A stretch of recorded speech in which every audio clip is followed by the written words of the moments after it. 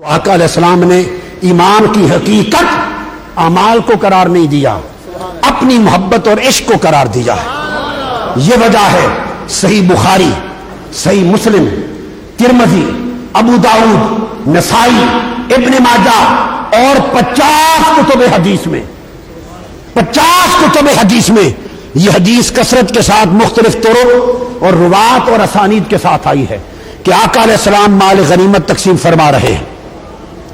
ایک شخص نے آ کر بے ادبی کی، ایک شخص نے آ کر آقا کی بارگاہ میں گستاخی کی۔ سیدنا فاروق اعظم تلوار لے کے کھڑے ہو گئے۔ آقا اجازت دیں تو اس بے ادب گستاخ کا سر قلم کر دوں۔ روک دیا کہ ابھی اسلام طاقتور نہیں ہوا، لوگ کوئی تانا نہ دیں کہ آپس میں مارنے لگ گئے۔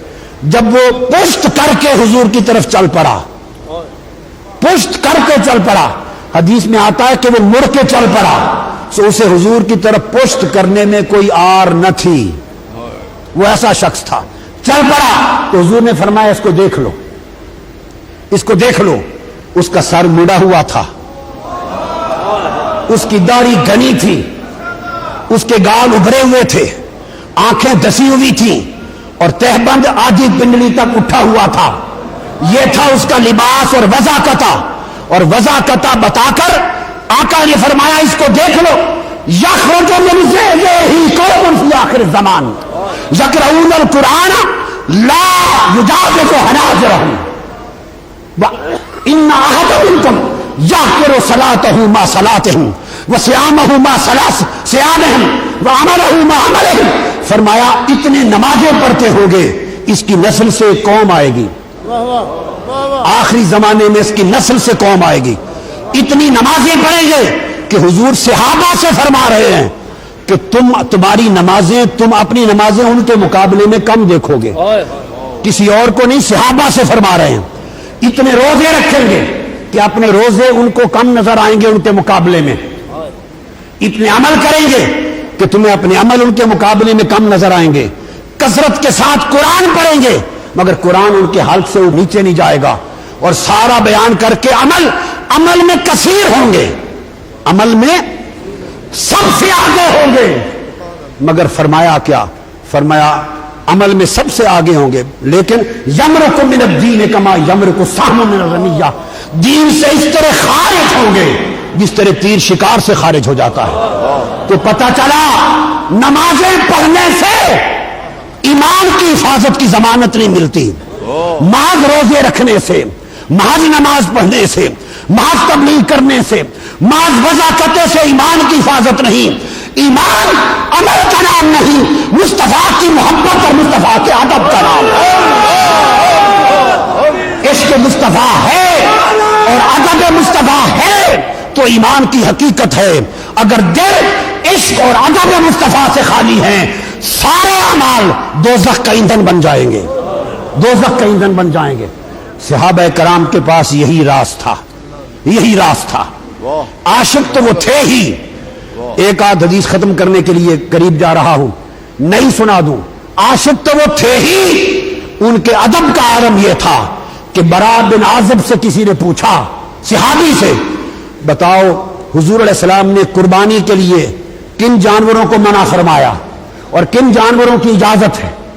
وہ 4 جانوروں کا ذکر کرنے لگے اور کہنے لگے کہ وہ آقا علیہ السلام نے اس طرح انگلیاں کر کے 4 جانور گنوائے، بس اتنی بات کی تھی، آقا نے بھی انگلیاں 4 کر کے 4 جانور گنوائے تھے۔ صحابی سوال کے جواب میں وہی بات بتانے لگا کہ اس طرح 4 جانور حضور نے گنوائے، اتنی بات کی تھی۔ بولو اتنی بات کرنے میں کوئی گستاخی ہوئی؟ ہوتی ہے گستاخی کہ آقا علیہ السلام نے اس طرح 4 جانور گنوائے، کوئی بھی ادبی ہے؟ نہیں، ہماری نگاہ میں بھی ادبی نہیں، مگر صحابہ کرام عشق اور ادب کے اس مقام پر تھے کہ یہاں بھی ایک بے ادبی کا شائبہ تھا۔ اتنی بات کہہ کر انہیں خیال آیا کہ یہ اشارہ 4 انگلیوں کا کہیں یہ حضور کی انگلیوں کی برابری نہ بن جائے، برابری نہ بن جائے۔ ساتھ ہی کہہ دیا کہ میری انگلیاں حضور کی انگلیوں سے چھوٹی ہیں۔ ہائے ہائے ہائے، یہ ادب کا عالم۔ حضرت عباس حضور کے چچا، کسی نے ان سے پوچھا، ان سے پوچھا، حضرت صدیق اکبر سے پوچھا، حضرت عثمان نے کسی سے پوچھا، متعدد احادیث پوچھا کہ عمر میں آپ بڑے ہیں یا حضور بڑے ہیں؟ آپ بڑے ہیں یا حضور بڑے ہیں؟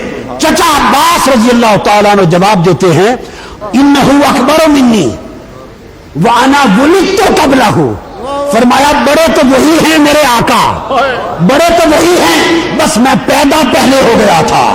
ہائے ہائے ہائے ہائے، بڑے وہی ہیں، بس میں پیدا پہلے ہو گیا تھا۔ وانا اقدم علیہ فی المیلاد، میری پیدائش پہلے ہے۔ ارے بڑے تو وہی ہیں۔ ارے صحابہ کرام لغت کا لفظ بھی نہیں استعمال کرتے تھے، اور ہر وقت ایک اونٹ آیا، حضور کو سجدہ کیا، حدیث پاک میں سجدہ کیا، صحابہ کھڑے ہو گئے، عرض کیا آقا جانور سجدے کرے اور ہم انسان ہو کر سجدے نہ کریں، اجازت دیں کہ سجدے کریں۔ یہ سوال دلالت کرتا ہے، اور میں ذمہ داری سے کہہ رہا ہوں، میں ذمہ دار ہوں، سوال دلالت کرتا ہے کہ صحابہ کرام کے دل میں محبت اور عشق کا عالم یہ تھا کہ دل ہر وقت سجدہ کرنے کو مچلتے رہتے تھے، سجدہ کرنے کو مچلتے رہتے تھے، مگر اجازت نہ تھی۔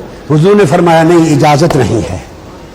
یہ عالم تھا ادب کا، آقا علیہ السلام کے ساتھ ان کا عشق اور ان کا ادب، یہ ان کا ایمان تھا۔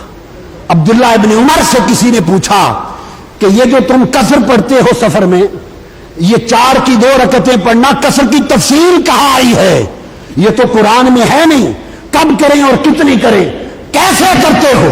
عبداللہ بن عمر رضی اللہ تعالیٰ عنہ نے جواب دیا کہ کیا سوال کر دیا؟ انہوں نے فرمایا ان اللہ بعث الینا محمد ولا نعلم شیئا نفعل کما رأیناہ یفعل۔ اس نے کہا ہمارا عقیدہ سن لو، ہمارا مشرب سن لو، ہمارا مسلک سن لو۔ فرمایا اللہ نے ہمارے اندر اپنا سونا محمد بھیج دیا صلی اللہ علیہ وسلم، محمد آ گئے صلی اللہ علیہ وسلم، اور اس کے بعد لا نعلم شیئا، حدیث کے لفظ، فرمایا بس ہم حضور کو جانتے ہیں اور کچھ نہیں جانتے، اور کچھ نہیں جانتے، کچھ نہیں جانتے، نہ ہمارا کوئی علم نہ معرفت، حضور کو جانتے، بس حضور کو دیکھتے تھے، جیسے وہی کرتے وہی ہمارا دین ہے۔ بس یہ نقطہ آپ کو سمجھانا تھا کہ حقیقت ایمان، عمل اضافے کا باعث بنتے ہیں، ایمان میں عمل تقویت کا باعث بنتے ہیں، ایمان کے درجے کی بلندی کا باعث بنتے ہیں، عمل کم ہو جائے تو نقصان کا باعث بنتے ہیں، مگر ایمان کی حقیقت کسی اور شے میں نہیں۔ ایمان کی حقیقت نہ علم میں ہے نہ عمل میں ہے، ایمان کی حقیقت مصطفیٰ سے عشق میں ہے۔ سو حضور سے تعلق علمی یہ بھی حقیقت ایمان نہیں، اور تعلق عملی یہ بھی حقیقت ایمان نہیں۔ حقیقت ایمان مصطفیٰ سے تعلق قلبی ہے، تعلق حبی ہے، تعلق عشقی ہے۔ جو لوگ اس میں بڑھ گئے ان کا ایمان محفوظ ہو گیا۔ مبارک ہو آپ کو کہ حضور داتا صاحب رضی اللہ تعالیٰ عنہ اور اس طرح اولیاء اور عشاق اور عارفین کاملین کے قدموں کے صدقے آپ کو وہ عقیدہ ملا جس میں حضور کے عشق اور محبت اور ادب کی حفاظت ہو رہی ہے۔ اللہ ان قدموں سے آپ کو وابستہ رکھے اور حضور کے عشق اور ادب کا ایمان عمر بھر سلامت رہے۔